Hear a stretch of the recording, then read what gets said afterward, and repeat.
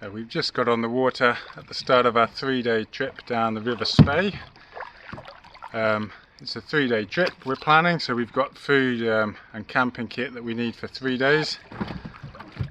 We've already done the shuttle, so we've left a car down at Spey Bay and we've set off from Aviemore. So we've negotiated the first few little rapids and we're just on a flat section. Yeah. Here we've got the dogs, Tupac and Lara, and my good friend Sam. It's just a wee way downstream. The trip's a really great trip if you've never done it. Although we're mostly going through kind of agricultural land, the feel of it is very much that it feels quite wild because you've got the banks with the trees on both sides, and it feels like you're really quite isolated from the hustle and bustle of Aviemore. And I've been excited to do this trip for quite a long time, so it's going to be a good one. We've just pulled up on the bank for a wee minute and I thought I'd just show you how I've packed the canoe. Canoeing's if you're used to hiking and backpacking, then canoeing's really quite luxurious because of the amount of stuff you can carry. So I've got in the front here, I've got a smallish dry bag. This has got all my food and kitchen kind of stuff, pots and pans, that kind of stuff. I've got this wee dry bag which has got my lunch for the day, so I don't have to unpack anything too much. I've got a baler just in case we take on any water, and then at the back I've got this big dry bag which has got my camping kit, my tent, sleeping bag, sleeping mat, and dry clothes that I might wear in the evenings.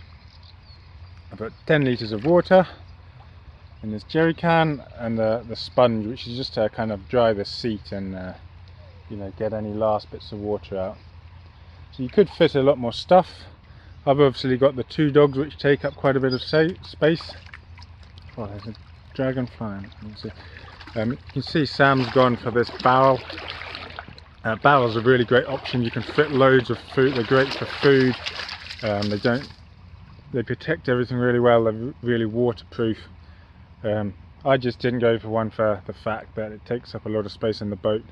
But I think he's got all his food and stuff in the barrel, and then the other dry bag has his camping kit. He's also got a spare paddle, so it's always a good idea to carry a spare paddle just in case. So line at the back, and both the boats we put painters on both ends, and they're really useful for tying the boat up obviously, but also they could be used in any kind of rescue situation.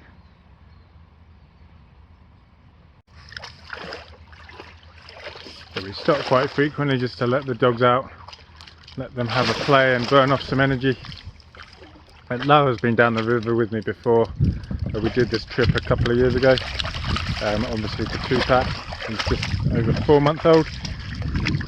He's been out kayaking with me quite a few times and he's pretty good. He's a pretty chilled out dog, but it's his first kind of big canoe trip. His first time on the rapids.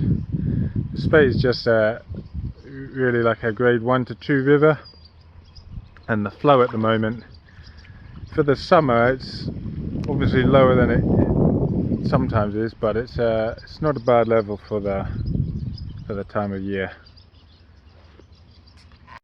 We've been on the water for quite a few hours now. We stopped a wee while ago and had lunch on the bank. This stretch of river you can see behind me, it's pretty flat, and actually the surrounding land is, you can't really see, but the surrounding land's very flat and the river's very flat, and as a result this stretch is quite exposed to the wind, and the wind was forecast to be a westerly, but we've actually been paddling into a headwind for quite a lot of the time, so it's been quite a bit of a slog. But heading on down now, I think soon the river gets a wee bit narrower, so the flow will speed up and we'll get some shelter from the wind.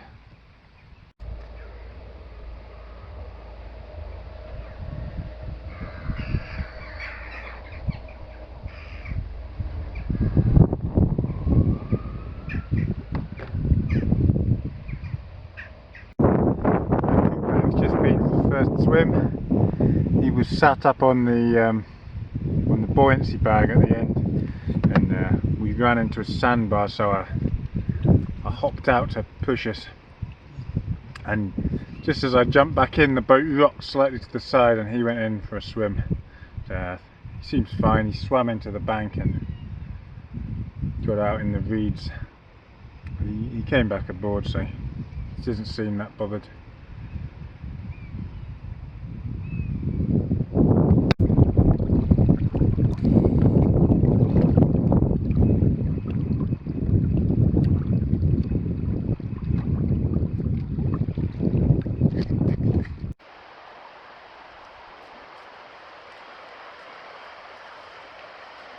This is our campsite for the night.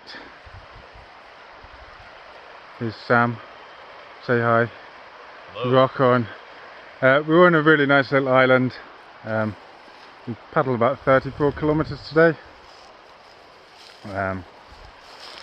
This is the boats over here where we've pulled them up. It's a really good tip to always tie your boat up even if it's well out of the water. I always do it, and it just makes you won't wake up and find your boat's gone. There's a really nice mix of native trees on the island. Lots of Scots pine with a kind of understory of native mixed woodland. Well, there's a bit of sycamore which isn't native, but rowan and alder.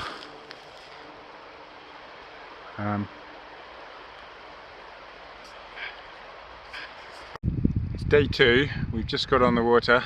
The time is about just gone 8:30 when we had our first little adventure. Almost lost my hat. Actually lost my last hat on this river, not far from this spot.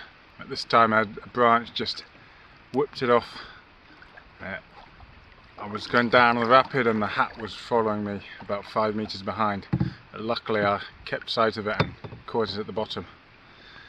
The weather's a bit grey today, and it rained a little bit in the night, but not enough to affect the level of the water, unfortunately. So it's still quite low. There's Sam downstream. Doug's. Today's section's a little bit more exciting than yesterday. There's a few more rapids, including the famous washing machine. So yeah, looking forward to it. Sam coming down a wee rapid.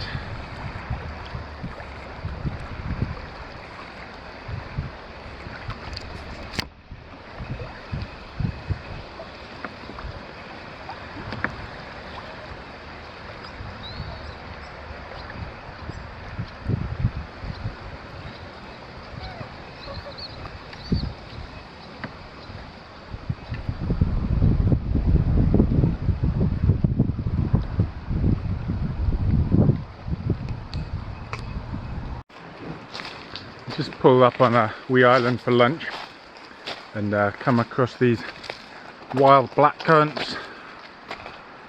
They're pretty small, but it's a good spot. We'll grab a few handfuls.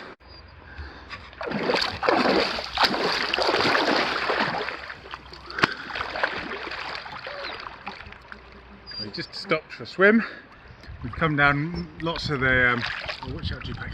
Lots of the bigger rapids, the washing machine, and the slightly more technical section at Knockandoo. We're really lucky with the weather. It was forecast to rain, but sun's out, guns out. Sam's laughing. I don't know what he's laughing at. We've been really lucky. As well as the weather, we just saw a couple of kingfishers, which is really nice to see. We passed lots of anglers, but they've all been quite amenable. Quite friendly. Doesn't seem like any of them have caught many fish, but we've seen a few salmon jump as well, so that was also really nice to see.